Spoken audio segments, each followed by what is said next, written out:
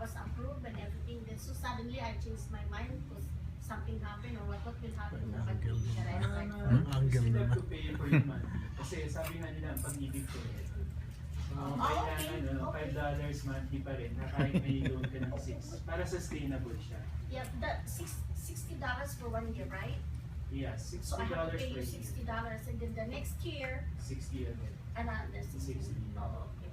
That's only for Kasi ang one reason nun para maano yung pagka nag-monthly kayo, so monthly punta kayo $10 yata remittance na yan eh. So mas mahal pa yung remittance fee nyo kayo sa $5.